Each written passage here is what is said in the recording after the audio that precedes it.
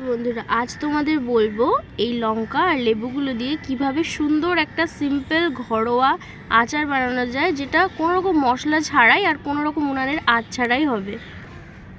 এই দেখো মা তাই কি সুন্দর করে একটা একটা করে লঙ্কা চিড়ে এই বয়মে, কাচের বয়মে রাখছে। বলে রাখি, এই লঙ্কাগুলো মা আগের থেকে সুন্দর পরিষ্কার কাপড় দিয়ে সুন্দর করে পুরো মুছে পরিষ্কার করে নিয়েছে লঙ্কাগুলো, ঠিক আছে?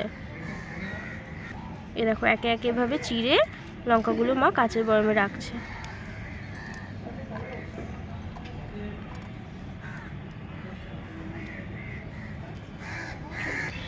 এই লঙ্কার আচারটা বানানোর জন্য এরকম যেভাবে লম্বা লম্বা যে লঙ্কাগুলো নেওয়া হয়েছে আমরা নিয়েছি, এরকম লম্বা মোটা ধরনের লঙ্কাই নেবে।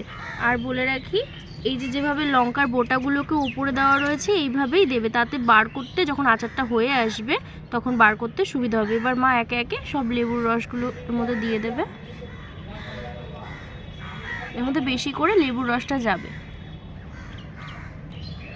আমরা এখানে এত কটা লঙ্কার জন্য বড় বড় সাইজের তিনটে, বেশ ভালো বড় সাইজের তিনটে পাতিলেবু নিয়ে নিয়েছি। সেই পুরো রসটা এর মধ্যে যাচ্ছে।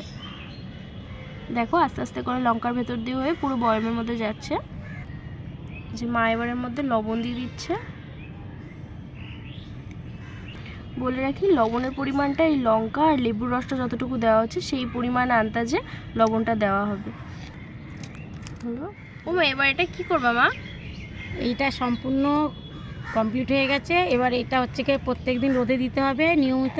আচ্ছা, তারপরে লঙ্কার আচার, এই লঙ্কাগুলোর কালারগুলো খুব সুন্দর চেঞ্জও হয়ে যাবে, দেখতেও সুন্দর হবে।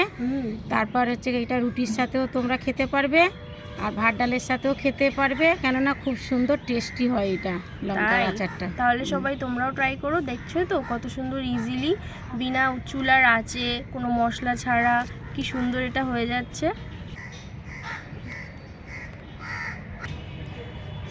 दोस्तों, आपको अच्छा लगने से लाइक कीजिएगा। যদি এই রেসিপিটা তোমাদের ভালো লেগে থাকে তাহলে অবশ্যই লাইক করো।